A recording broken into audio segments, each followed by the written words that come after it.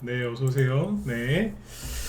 예, 추석 연휴가 좀 길었죠, 그죠? 6일이었는데, 아무튼 잘 쉬셨는지 모르겠습니다. 아무튼, 네. 저 추석 연휴 이제 잘 마치셨고, 오늘 이제 주식시장이 이제 개장을 했는데, 좀, 뭐예요? 좀 좋은 소식들을 많이 전해드려야 되는데, 오늘 뭐 잘 아시는 것처럼 이제 주식시장이 완전히 폭락을 했죠, 그죠? 그래서, 오늘 이거 폭락 정도라는 표현이 부족할 정도로 완전히 뭐 거의 실신을 했거든요. 그래서, 이게 왜 이렇게 오늘 이런 일이 벌어졌는지 그리고 또 이런 일에 대해서 어떻게 대처를 하셔야 될지 멘탈을 어떻게 잡으면 좋을지에 대해서 쭉 말씀을 드리도록 하겠습니다. 네, 뭐 자주 겪는 일이죠, 그렇죠? 이거는 조정이 아니라 또 투매인데 투매는 뭐 금방 회복이 되긴 해요. 근데 늘 회복이 금방 또 되긴 하는데 막상 또 이런 일을 겪으면 또 되게 힘드시죠, 맞죠, 그죠? 그리고 이제 뭐 추석 끝나고 나서 뭐 큰 의미가 있는 건 아니지만 이왕이면 좀 좋은 모습 좀 보여줬으면 좋겠는데, 그렇죠? 네, 그거와는 정반대로 거의 뭐 실신입니다, 실신. 그래서 요걸 진단을 좀 하고 앞으로 이제 어떻게 멘탈을 잡아야 될지 쭉 설명을 해드리도록 하겠습니다. 네, 낮에 그 지난주에 이제 추석 연휴 들어가기 전에 우리 회원들한테는 얘기를 좀 해놨어요. 이런저런 얘기를 많이 해놨는데 무방에서 못했던 얘기를 오늘 좀 풀어서 설명을 드리도록 하겠습니다. 네. 시간이 지금 많지 않을 것 같으니까 이제 빨리빨리 이제 본론으로 들어갈게요. 자, 오늘 이제 주식시장이 이제 급락하는 거 보면서 그런 생각을 했어요. 추석 연휴가 6일 동안 푹 쉬었는데 오랫동안 쉰 게 잘 됐다. 네. 나눠서 떨어지느니 그냥 한 방에 떨어지는 것도 괜찮겠구나. 그런 생각 들 정도로 오늘 좀 심했죠.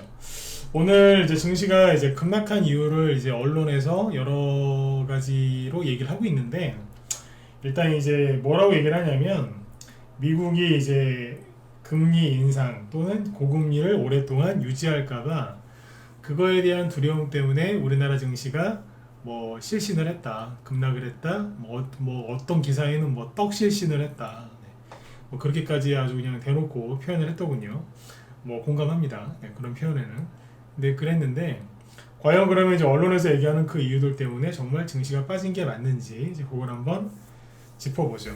다른 전문가들이나 다른 뭐 시황 잡아준 데서 이제 안 하는 얘기, 못 하는 얘기를 전 해야 되겠죠, 그죠? 네, 남들과 똑같으면은 뭐 여러분들이 그죠? 네, 시간 내셔가지고 제 방송을 이렇게 길게 들으실 필요가 없을 테니까. 자, 그러면 너무 뻔한 얘기 말고 그냥 있는 그대로 얘기를 한번 제 생각을 한번 얘기해 드릴게요. 일단 이제 오늘 끝난 거부터 마감한 거부터 먼저 보죠. 일단 오늘 우리나라 코스피 지수는 2% 넘게 급락을 했고요. 자, 이만큼 빠졌어요. 마이너스 2.4%. 9월 15일부터 한 보름 정도 이렇게 쭉, 네, 진짜 무슨 줄잡아 당기듯이 쭉 끌어내렸어요. 자, 그 다음에 코스닥 지수는 오늘 더 많이 빠졌죠. 4%. 딱 4% 급락을 했는데 잘 아시겠지만 2차 전지 때문에 그렇습니다. 물론 이제 여러 가지 이유가 있지만 가장 큰 원인 중에 하나인데 그 얘기 뒤에서 하도록 하고요. 네, 2차 전지 몰락에 대해서 얘기를 하겠지만 그건 뒤에서 얘기할 겁니다. 네, 일단 지수 흐름을 잡아야 되니까. 자, 오늘 많이 빠졌죠. 근데 이게 미국이 그러면 우리 추석 연휴 동안에 미국 증시가 이제 고금리 금리 인상 이것 때문에 많이 빠져서 우리나라도 이렇게 하루 만에 많이 빠진 것이냐? 결론부터 얘기하면 아닙니다. 네, 지금 뭐 그렇게들 많이 이해를 하시는데 아니에요. 자, 보세요. 지금 중요한 거는 이제 미국의 나스닥 지수가 중요하잖아요. 자, 나스닥 지수가 우리 추석 연휴 들어가기 전에 여기였어요. 이날. 네. 그리고 그때 종가랑 어젯밤에 미국 나스닥 지수 종가가 똑같습니다. 즉 우리가 6일 동안 편안하게 푹 쉬는 동안 미국이 따로 특별하게 급락한 거는 없습니다. 그렇죠? 예, 특별하게 급락한 거 없고요. 그냥 조금 올라오다가 말았어요. 예. 우리나라 오늘 너무 민감하게 반응한 거 아니에요? 다우지수는 뭐 여기도 특별하게 빠진 게 없다가 그냥 어젯밤에 1% 정도 하락한 거예요. 근데 우리나라가 이렇게 민감하게 반응할 필요가 있었느냐 이거죠. 그 다음에 뭐 미국의 이제 뭐 금리가 뭐 많이 올라가서 그렇다는 얘기를 많이 하죠. 국채 금리가 급등을 해서 우리나라 증시가 패닉에 빠진 거다라고 얘기를 하는데 좋아요. 자, 금리를 봅시다. 오늘 그 주요 이슈가 이거였죠, 그죠? 네, 미국의 국채 금리가 자꾸 올라가서 큰일이다 그래요. 자, 이게 10년물 국채금리인데 10년물 국채금리가 언제부터 이제 슬슬 올라가기 시작했냐면 9월 15일 이후 아까 우리나라 증시가 9월 15일 이후에 하락을 하기 시작했다 그랬죠. 그죠? 9월 15일 이후가 여기입니다. 여기가 이제 9월 15일인데 이때부터 미국의 10년물 국채금리가 쭉 올라옵니다. 많이 올라온 거냐고요? 예, 많이 올라온 게 맞습니다. 이게 작년에 뭐 자이언트 스텝하고 막 그렇게 심하게 할 때 그때 금리의 고점이 여기였거든요. 그러고 나서 여기를 뚫지를 못하고 있었는데 최근에 8월 달에 여기를 살짝 넘겼다가 다시 들어갔다가 9월 15일 이후부터 미국의 10년물 국채금리가 쭉 오르기 시작하면서 문제가 됐었죠. 그러니까 이미 이 10년물짜리 미국의 국채금리는 8월부터 오르고 있었어요. 이미 2달 전부터 오르고 있었거든요. 네, 이미 오르고 있었어요. 근데 왜 이제 와서 이게 다 이것 때문이다라고 얘기를 하냐 이거죠. 30년물짜리 이제 미국의 국채 금리도 보시면 어때요? 여기도 막 많이 올라가고 있죠. 작년에 고점이 여기였는데요. 여기도 8월 달에 돌파를 하려고 하다가 못했어요. 그러다가 9월 15일 이후에 신고가가 나오고 있는 거죠. 52주 신고가. 지금은 이제 2007년 이후에 이제 고점이다라고 얘기를 해요. 특히 10년물 같은 경우에는 자 이렇게 올라가고 있어요. 그러니까 이것 때문에 우리나라 증시가 하락을 하고 미국 우리나라 환율도 오르고 있는 게 맞아요. 이해가시죠? 네, 이것 때문에 그런 게 맞아요. 근데 이제 이 얘기는 낮에 우리 회원들한테만 했었고 저녁 방송에서 얘기한 적이 없는데 자, 잘 들어보세요. 언론에서는 뭐라고 하냐면 미국의 10년물, 30년물 장기 국채 금리가 급등한다. 이것은 원인은 뭐냐? 미국이 추가 금리 인상을 할까봐 그리고 고금리를 오랫동안 유지할까봐 그것 때문에 오른다라고 얘기를 하거든요. 근데 이게 말이 설명이 다 안 돼요. 왜냐면 이거 말고 2년물짜리 이제 단기 국채 금리가 있어요. 이건 2년물짜리니까 짧은 거잖아요. 그죠? 근데 이 2년물짜리 단기 국채 금리를 보시면 요게 잘 보시면 여기에요. 작년 10월 그리고 여기가 올해 3월 초예요. 근데 이거를 왜 얘기해 드리냐면 미국이 22년 여기 22년 1월 달인데 3월부터 금리 인상을 했죠. 네. 미국이 금리 인상을 할까봐 미친듯이 막 올라온 게 누구예요? 2년물짜리 단기 국채 금리예요. 즉 미국이 정말로 이제 금리 인상을 한두 번 더 할 수도 있어요. 그건 연준의 마음이니까. 근데 연준에서 정말로 금리 인상을 할 것 같으면 10년물이나 20년물짜리 30년물짜리 장기 국채금리가 아니라 2년물 단기 국채금리가 급등을 해야 되는 게 맞아요. 그때 2년물짜리 단기 국채금리가 너무 빨리 올라가서 그때 이제 뭐 그런 뉴스 많이 보셨을 거예요. 단기 국채금리와 장기 국채금리가 서로 역전됐다. 그러니까 은행에다가 2년짜리 적금을 들 때보다 10년이나 30년짜리 적금을 들 때 이자를 더 주죠. 은행에서.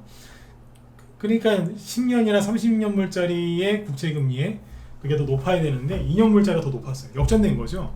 그때 그래가지고 이 역전됐으니까 앞으로 큰 조정이 올 거다라고 생난리를 지켰었어요. 그때는.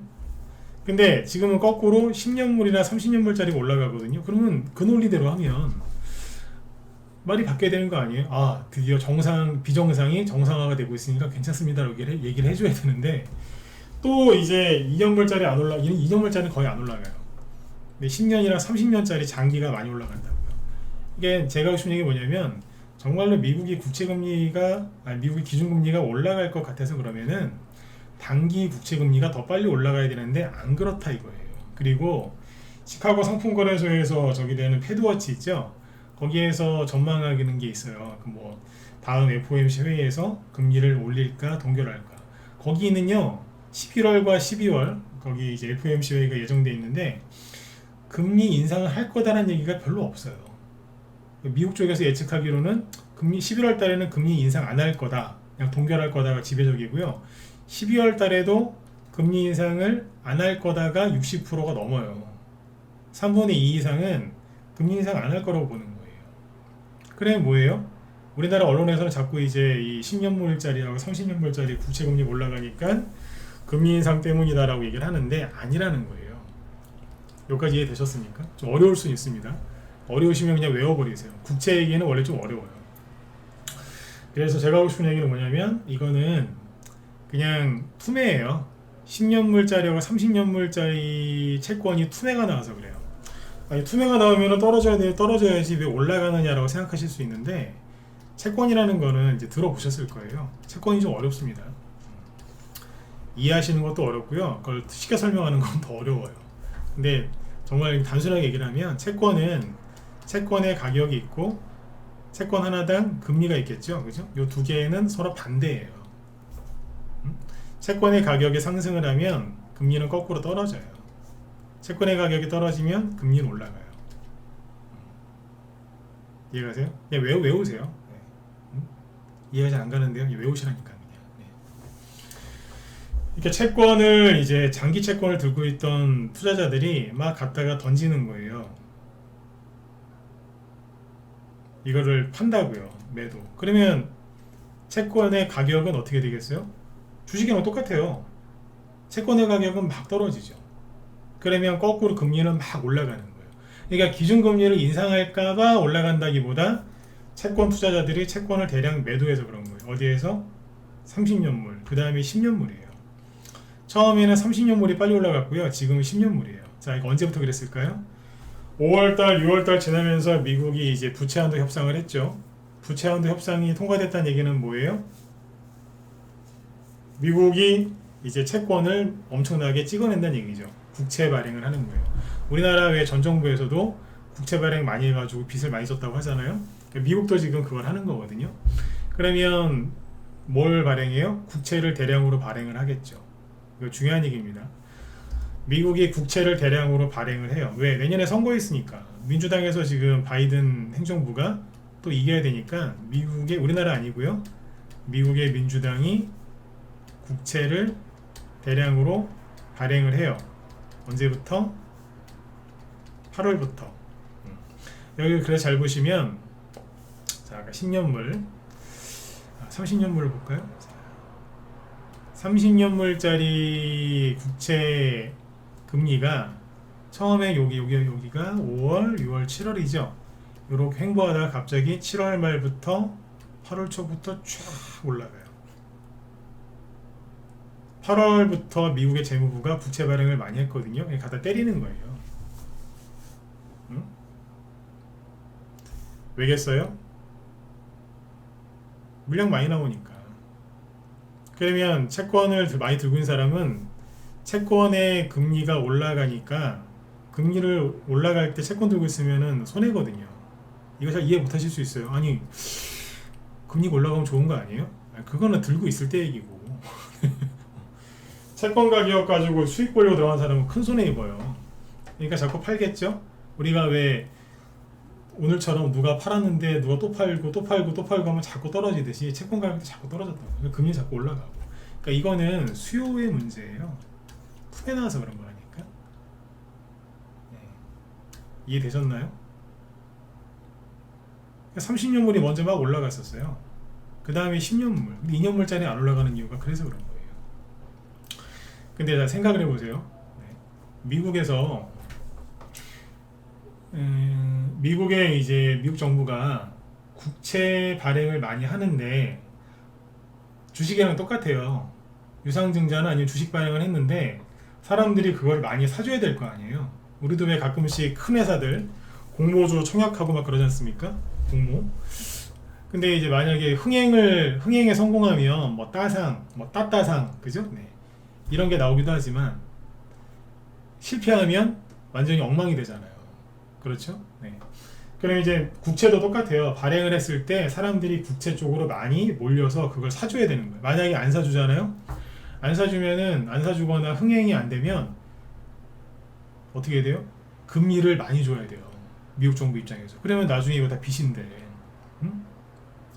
전 세계 패권 국가이기도 하고 전 세계 패권 국가인 미국이 국채를 발행했는데 사람들이 안 사줘요. 그건 개망신이죠. 망신이거든요.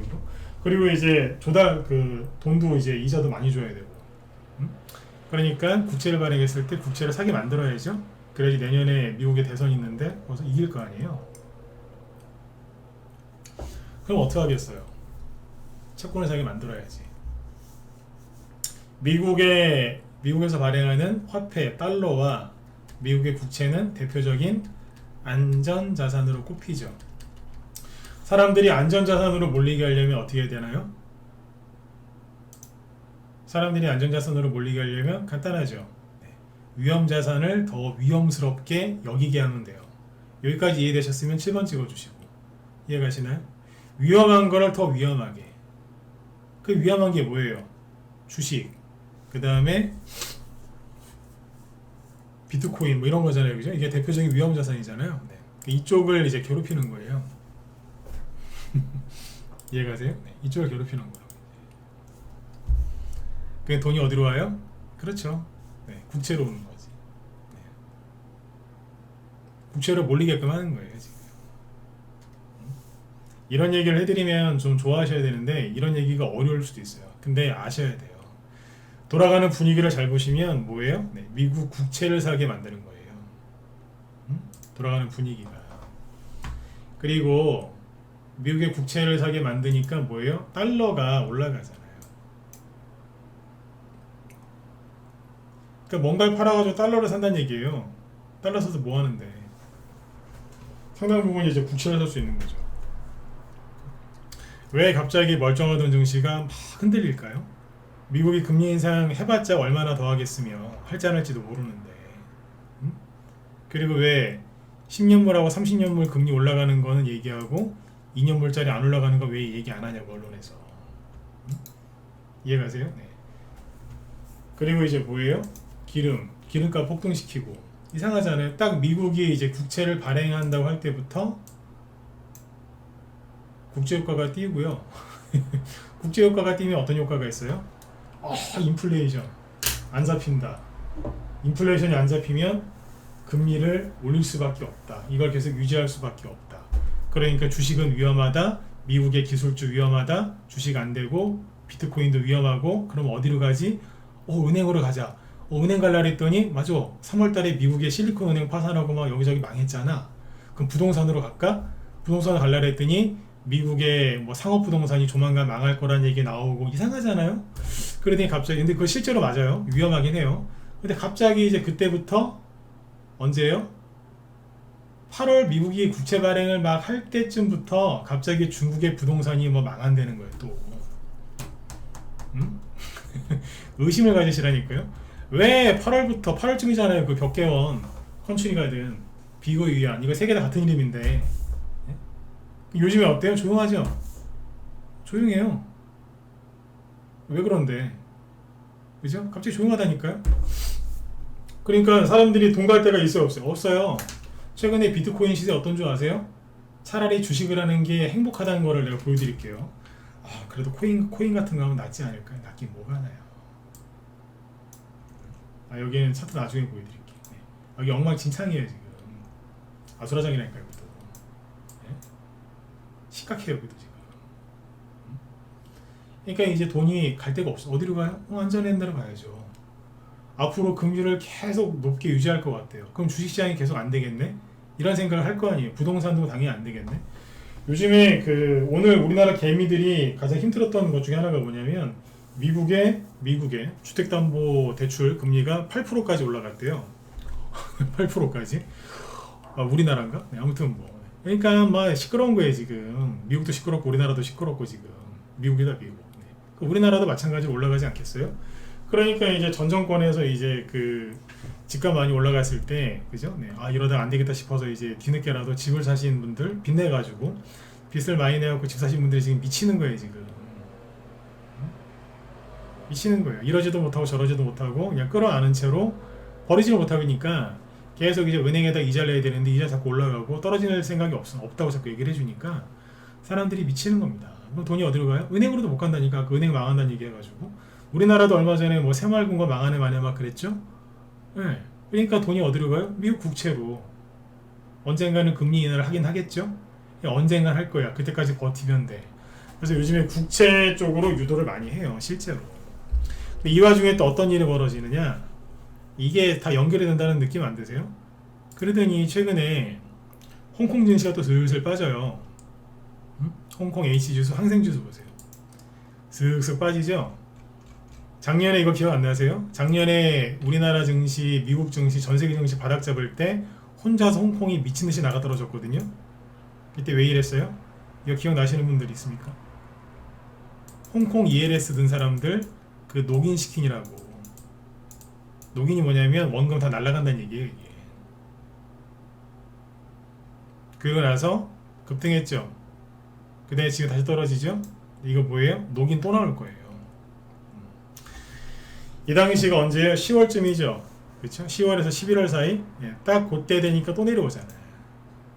그러니까 이게 뭐냐면 주식도 위험하고 뭐 다 위험하고 나 모르겠어. 모르겠는데 은행 갔더니 은행에서 이제 깔끔하게 생기신 직원분이 홍콩 요즘에 증시 보셨냐고. 이제 홍콩이 이제 중국이 이제 리오프닝 제로 코로나 그죠?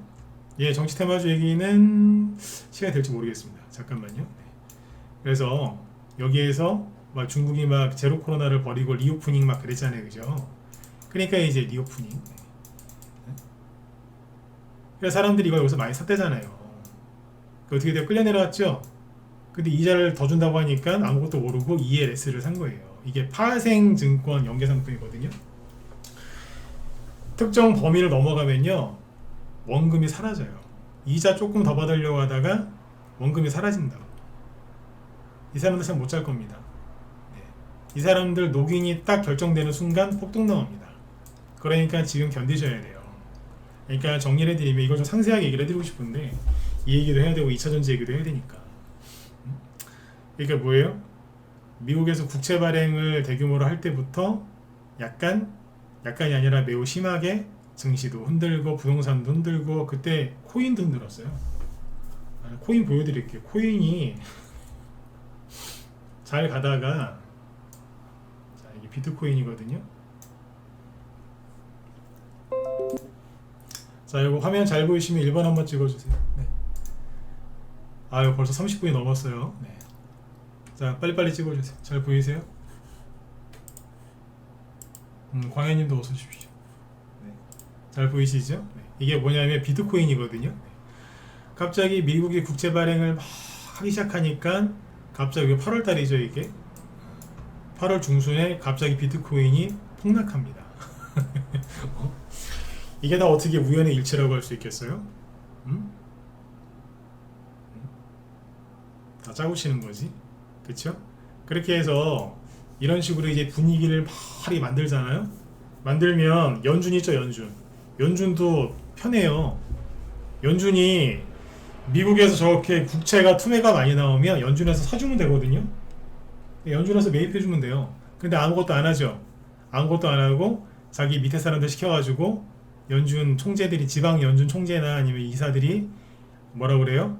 고금리를 유지해야 된다, 금리 한 번 더 올려야 되는 거 아니냐, 막 이런 얘기 하면서 막 돌아다니죠. 네. 이게 뭔 줄 아세요? 즐기는 거예요. 이게 즐긴다고. 국채 지금 주식시장이 폭락하는 이유가 뭔데요? 금융시장이 불안해하는 이유가 뭐죠? 달러가 왜 급등하고 다른 나라 화폐들이 약세를 보이는데요? 미국의 채권에서 투매가 나오니까 그런 거거든요. 채권은 또 갈아타기를 잘하면 돈 많이 벌 수 있어요. 채권 쪽이 그래요. 그러니까 채권 쪽에 돈을 몰리게 하면서 불안하게 만드는데 그걸 막아줄 수 있는 연준이 아무것도 안 한다. 왜? 자기한테 이득이 되니까. 어떤 이득이 있냐면 생각해보세요. 시간만 많으면 참 재밌게 더 얘기해드릴 수 있는데 그냥 금융시장 불안하게 만들어 놓죠. 그 이유가 뭔데요? 모르겠어요. 인플레이션이 안 잡힌다. 금리 인상 필요성이 있다. 최소한 고금리 유지해야 된다.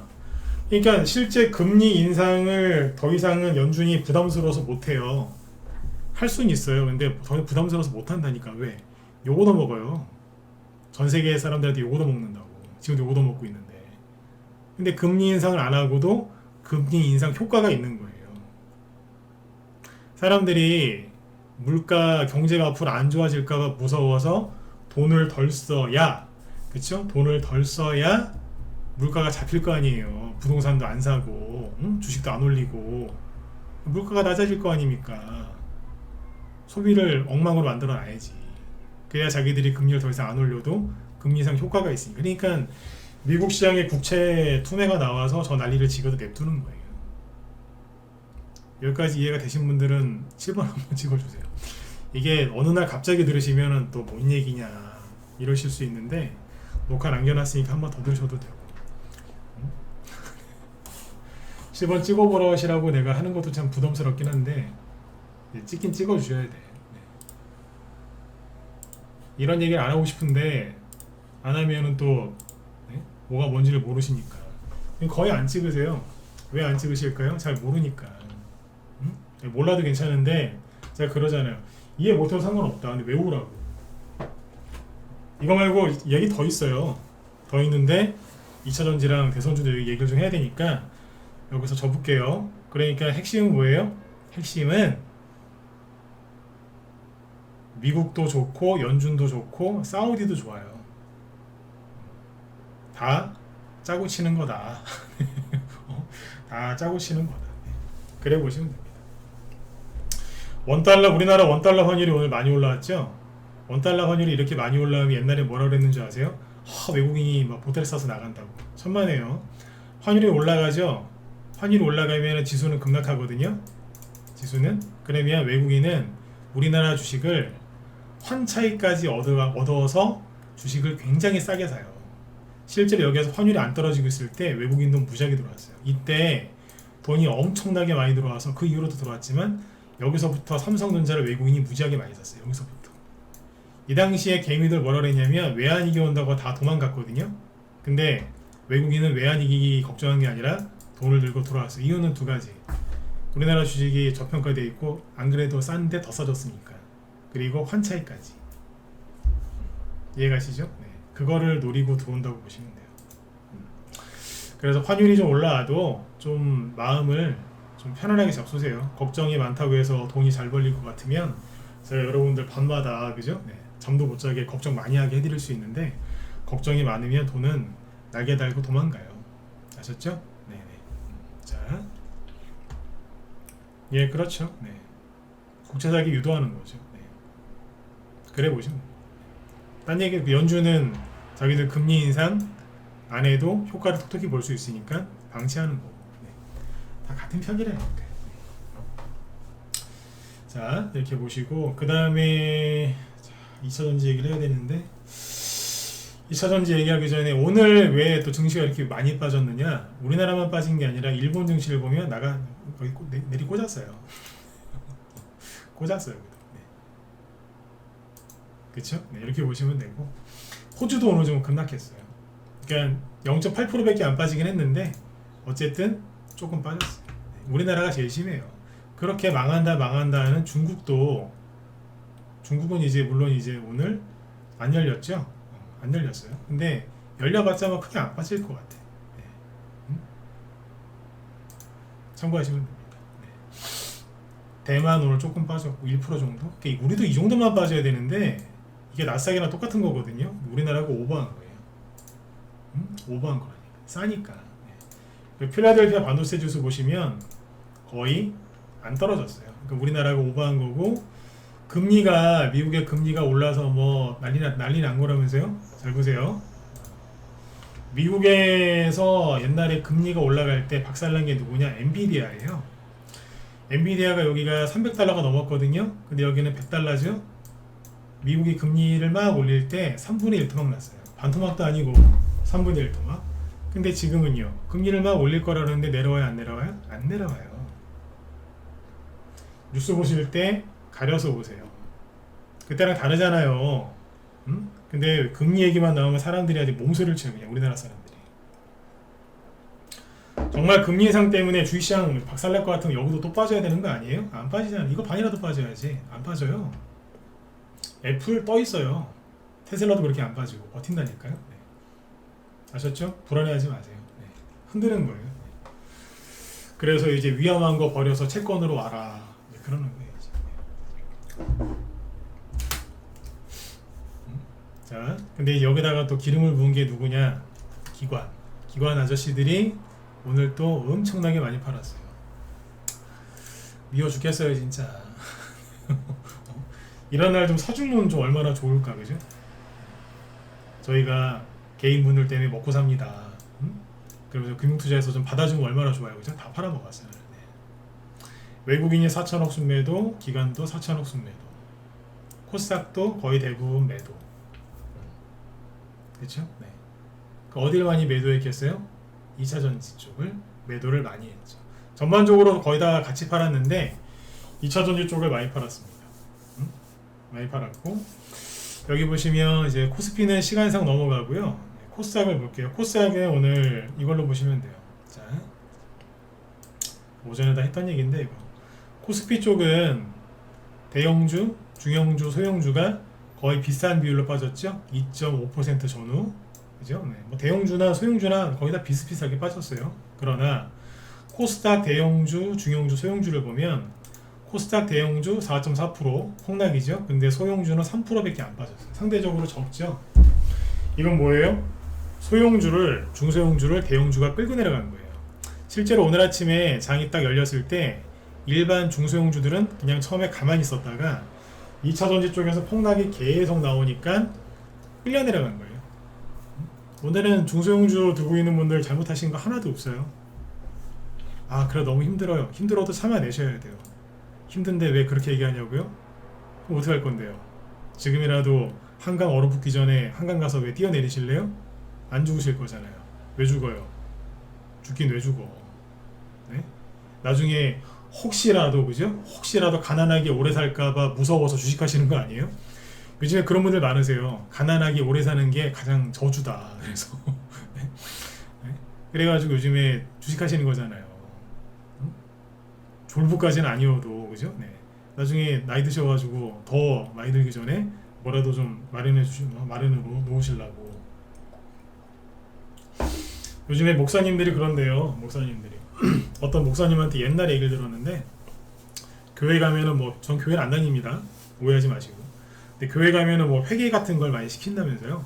회개. 좋은 교회일수록 그런 걸 많이 시킨다고 하는데, 거기서 어떤 목사님이 그런 얘기를 하셨대요. 회개해라. 회개 안 하면 지옥 간다. 포르노 보고 음란물 본 거는 기독교에선 죄라면서요. 그래서 그런 거 본 것도 죄니까 음란죄인가요?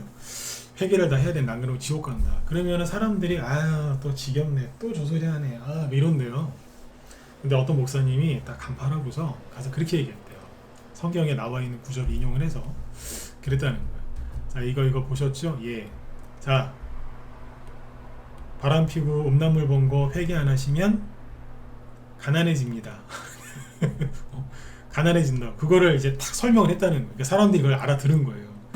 그때부터 막 사람들이 막 떼굴떼굴 구리면서 막 하나님을 부르짖으면서 다 회개했대요. 왜? 가난해진다고 하니까 그 자리 처음 지옥 가는 거는 거의 꼴쪽도 안 하더니 난리가 나더래요. 우리나라 사람들이 지금 그래요. 지옥 가는 것보다 더 무서운 게 뭐예요? 이 세상에서 가난하게 사는 거예요. 무서운 얘기죠, 그죠? 네. 그러니까 지금 그래갖고 주식하시는 분들이 많아요. 근데 여기서 왜 손절을 하세요? 참으셔야 돼요. 참기 싫어도 참으셔야 된다니까. 여러분 잘못한 거 없잖아요. 있습니까? 없잖아요. 이렇게 강하게 끌어내릴 거라고 생각하는 사람이 있어요? 없어요. 그러니까 여기서는 그냥 참으셔야 됩니다. 참고 싶을 때 절대로 계좌로 보지 말고 차트 보지 말고 뉴스 보지 말고 아무것도 보지 마세요. 뭘 봐야 되냐면, 주식하게 된 원인이 있잖아요. 원인. 네. 뭐 애들 때문에, 부모님 때문에, 아니면 내 자신의 노후 때문에, 그냥 돈 좀 벌어서 주변에 힘든 사람 좀 도와주려고 있죠, 그죠? 거의 사람 때문에 주식을 많이 하세요. 그러면 그 사람들 얼굴 쳐다보면서 참으세요. 아셨죠? 자꾸 주식 보고 저 유튜브 경제방송 그만 보시고. 제가 저번에 웃으면서 그런 얘기 했잖아요.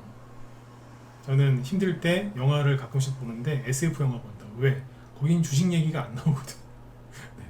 거긴 주식시장 얘기가 안 나와요. 그런 얘기 안 나와요. 그래서 SF 본다고. 뭐 예를 들어 뭐 스타트랙 이런 거 그런 얘기 안 나옵니다. 외계인만 나오지. 시선을 자꾸 딴 데로 돌리셔서 이겨내셔야 돼요. 이제 그러려면 정확하게 이해해야 될 거 아니에요, 그죠? 네. 이해를 좀 시켜드리는 거죠. 대선주 얘기는 시간상 못할 것 같고 2차전지 얘기 해드리고 내일은 대선주 얘기 좀 해드릴게요. 네. 여기 보시면 코스닥은 그러니까 중소형주는 대형주 때문에 강제로 끌려 내려간 거예요. 얘네 아니었으면 오늘 한 1% 정도 빠졌을까? 네. 코스닥 지수 1% 빠졌다고 해서 종목들이 폭락하는 거 아니지 않습니까? 그럼 누가 빠졌냐? 자, 코스닥 쪽에서 하락률 상위 업종을 보시면 돼요.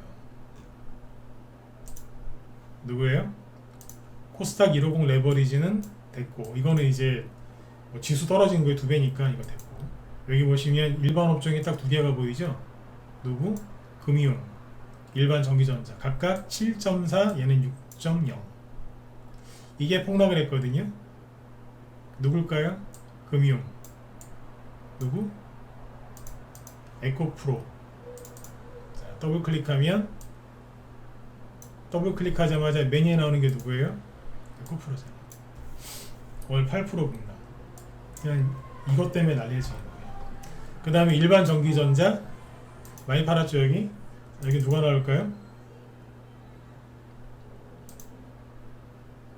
에코프로비엠, LNF, WCP 다 뭐예요 이거? 있었는지잖아요. 이해되셨네? 얘네들 때문에 오늘 박살나요. 그러니까 오늘 주식시장에서 가장 싫어하는 게 우리나라에 한꺼번에 다 나왔어요. 가장 싫어하는. 미국의 장기 국채 금리가 올라간 이유가 미국이 금리 인상할까봐, 금리가 안 떨어질까봐.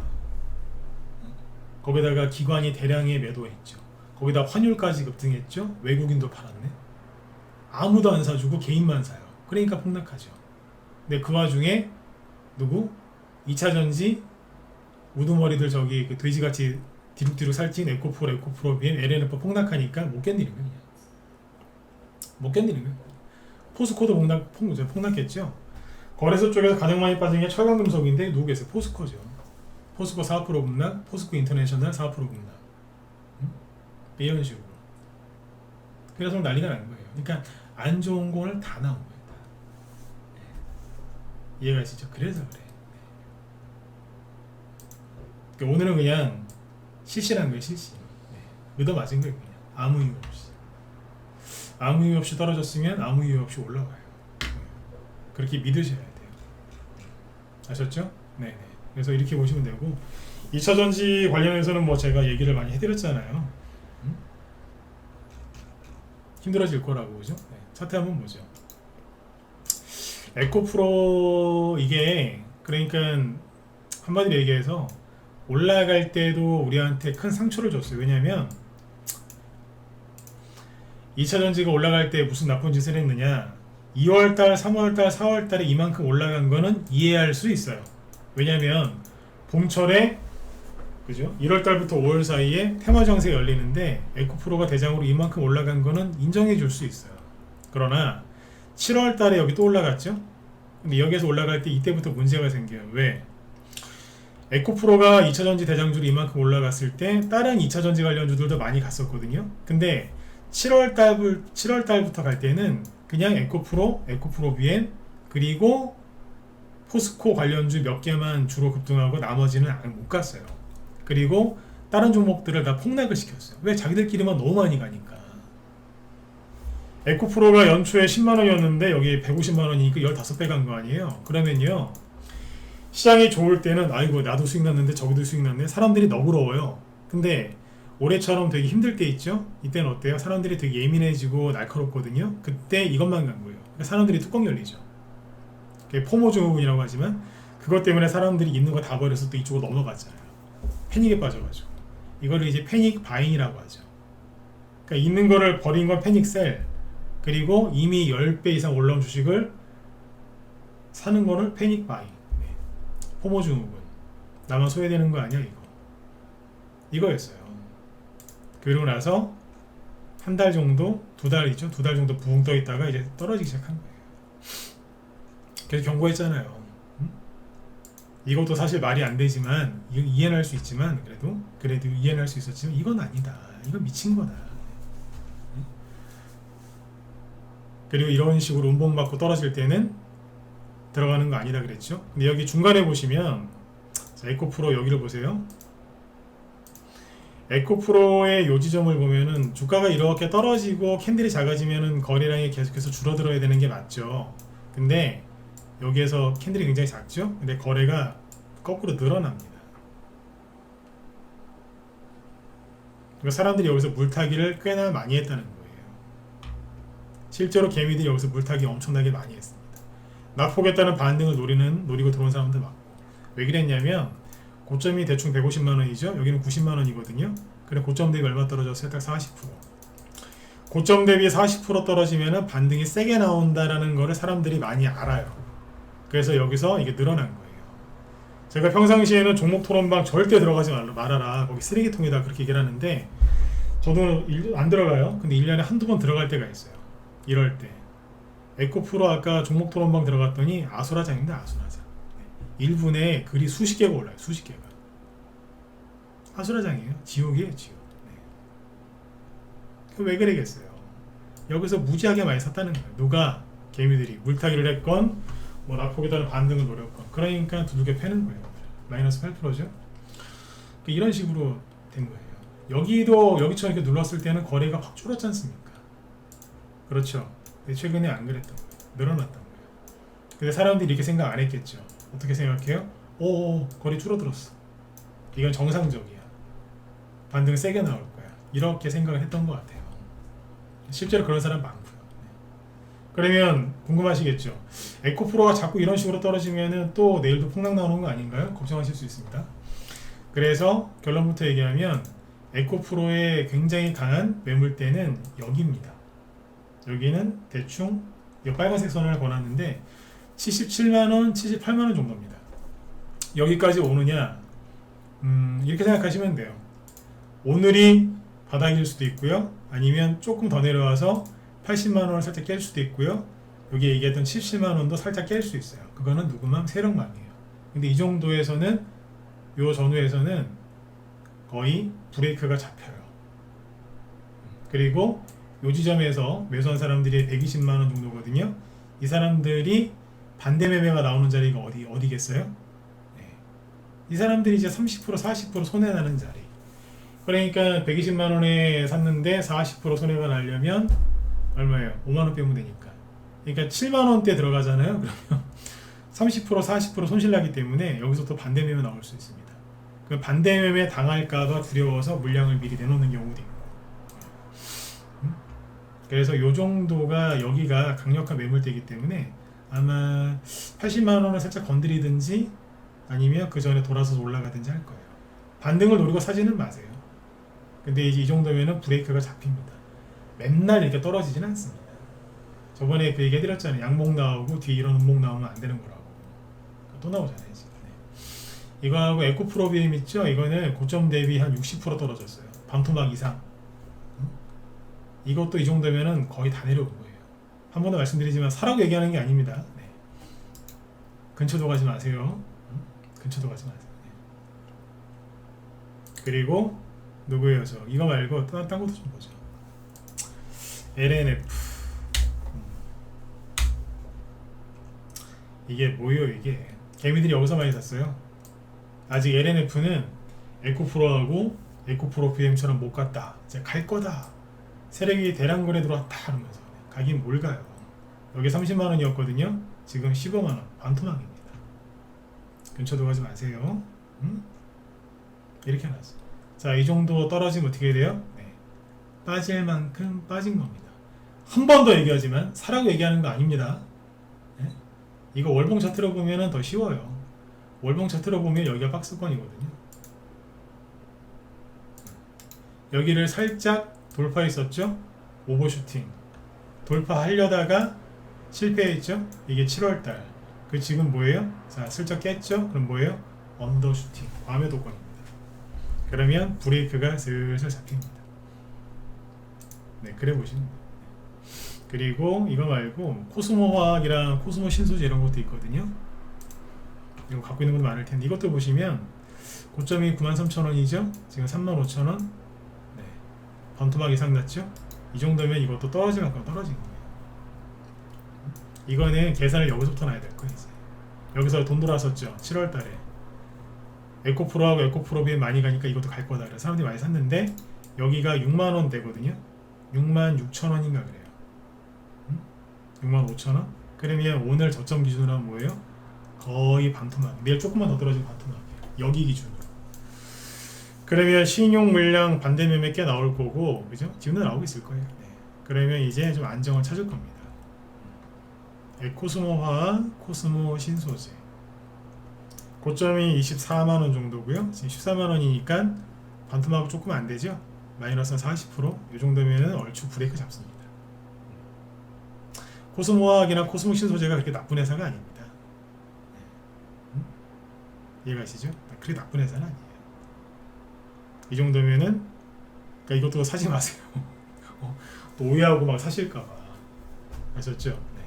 그렇게 보시면 되겠고, 그리고 잠깐만요. 대주전자재료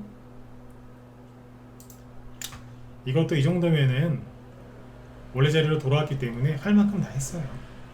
그리고 선복 이 불쌍한 친구 이것도 아유 뭡니까 이거. 네. 이 회사에서 약간 좀 실적이 문제가 좀 있죠. 네. 투명화 과하게 나왔는데 이것도 너무 지나칩니다. 심하죠. 네. 그리고 LG 에너지 솔루션 이것도 좀 하락이 좀 과해요. LG 에너지 솔루션이 나쁜 회사는 아니지 않습니까? 이런 거는 이제 일봉 차트로 보시면 이제 시간이 없어서 강의를 못 해드리겠는데 막 이제 횡보하다가 본격적으로 하락을 시작하는 것 같죠? 일봉 차트로 보면 그렇게 보이는데 주봉이나 특히 월봉 차트로 보면 뭐냐면 떨어지는 건 다 떨어지는 거예요. 사람들은 여기만 봐요. 아 횡보하다가 떨어지네요 이제 막 이러는데 그 밑에 처음에 상장하고 나서 꾹 눌러놨죠? 여기 박스권이 있거든요. 여기가 이렇게 뭐예요? 강력한 지지선이요. 지지하는 매물대가 밑에 있다고요. 그럼 뭐예요? 예, 떨어질 만큼 떨어진 겁니다. 이제 브레이크가 잡히겠죠? 네. 그리고 오늘 삼성전자 끝날 때 어떻게 끝났는지 아세요? 삼성전자 끝날 때 꼴이 살짝 감으면서 끝났거든요. 외국인도 떠나지 않았고 SK 하이닉스도 괜찮고요. 그리고 현대차나 기아 같은 종목들을 보면 살아있습니다. 2차 전지는 너무 과하게 많이 올라갔기 때문에 자기들의 원래 있을 자리로 돌아가는 것 뿐이에요. 근데 올라갈 때도 우리를 힘들게 했고 떨어질 때도 힘들게 하는데 저거는 우리가 피할 수가 없어요. 피할 수 있었으면 피했죠. 근데 저걸 어떻게 피해요? 2차 전지가 급락하는 것 때문에 주식을 안 해야 됩니까? 못 피하는 거예요. 공감하시는 분들은 1번 찍어주시고 이제 마무리 짓죠. 맞잖아요. 이거 어떻게 피해요? 제가 여러분들한테 해드릴 수 있었던 최고의 선택은 최고의 그 배로는 뭐였냐면 2차 전지 안 사게 만드는 거. 그 당시에 다 미쳐가지고 다 2차 전지로 뛰어들어갈 때 가지 마라. 갖고 있는 거 손절해서 들어가지 마라. 참아야 된다. 참으셔야 된다. 엄청나게 그러고 싶었을 거예요, 그죠? 네, 참는 거예요. 제가 해드릴 수 있었던 최고가 그거였던 거죠. 지금 삼성 SDI가 우리나라 2차 전지의 대장 아닙니까? 사실은 이게 대장이거든요. 삼성 SDI 녹아내려요. 녹아내려 그냥. 예? 그렇죠? 네. 저번에도 얘기해드렸지만 2차 전지 관련주들이 급락이 나와서 힘들긴 하지만 이게 여기서 급등 나왔으면 우리는 주식 때려쳤었어야 돼요. 이게 만약 이렇게 올라갔죠? 그럼 우리는 내년까지 회복이 안 돼요. 지금 2차 전지가 급락해서 우리가 힘든 건 잠깐이고요. 네, 잠깐인 거예요. 네.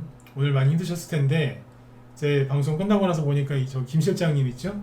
그 2차 전지 전체 종목들 띄워놓고 이제 추세를 설명하려고 하시는 것 같은데 그거까지 들으시면 완벽하게 이해가 가실 것 같습니다. 저는 시간이 아까 이제 미국 국채 그 얘기한다고 시간을 많이 뺏겼어요. 실은 준비한 게 더 있는데 그거밖에 못했어요. 아무튼 이제 여러분들 너무 걱정들 하지 마시고 이게요 2차 전지 이렇게 폭락하는 게 있죠. 이런 게 처음 있는 일이 아니에요. 자 이게 마지막이니까 요거까지 듣고 나가세요. 옛날에 2015년도에 중국 보따리 상들이 와가지고 화장품이죠. 화장품 엄청나게 사갈 때 그때 화장품주들 난리도 아니었고요. 그때 화장품주에 다 물렸어요. 지금이랑 똑같아요. 2018년도에 맨날 저기 북한 김정은 맨날 뉴스에 나오고 막 뭐 남북 통일이 막 금방 될 것처럼 막 난리지길 때 있죠. 그때 대북주 지금보다 더 무섭게 갔어요. 그래 다 물렸어요 다. 제가 그때 회원들하고 싸웠어요. 정말로 통일이 될 것 같냐고. 북한이 핵을 포기할 것 같냐고. 속지 말라고. 네. 수익 많이 났어요. 네. 다 팔고 나서 수익을 챙겼는데 또 들어가려고 하길래 내가 끄집어냈다니까. 네. 예전에 스마트폰 2010년 전후에 스마트폰 난리 났을 때 네. 그때도 뭐 난리도 아니었습니다. 네. 2020년 21년 코로나 진단키트 백신 치료제 그때 기억 안 나세요? 그때 다 물렸잖아요 나중에. 그쵸? 다 물렸잖아요. 그러니까 이거는 뭐냐면 무한반복.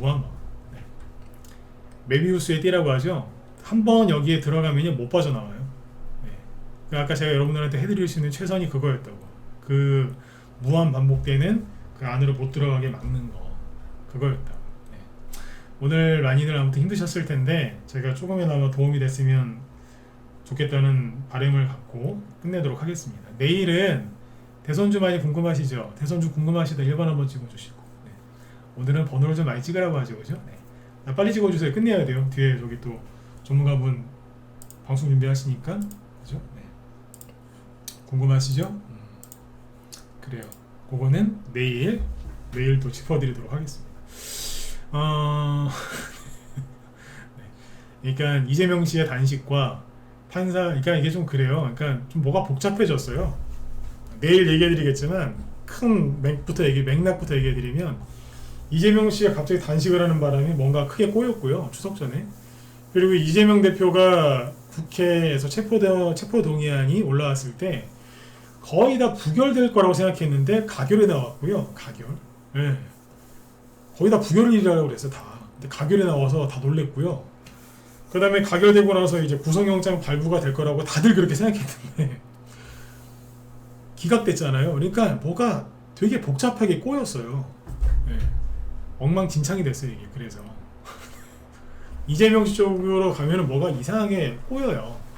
네. 그걸 내일 좀 풀어서 얘기해 드릴게요. 아까 이거를 도저히 남은 시간 동안 못 해드리겠더라고요. 네네. 자, 여기서 마칠게요. 뒤에 또 방송 준비하시니까 내일 8시에 또 뵙도록 하겠습니다. 오늘 일찍 주무시고 김 실장님 방송 이어서 보시면 도움 많이 되실 겁니다. 네. 내일 뵙겠습니다. 수고 많이 하셨습니다.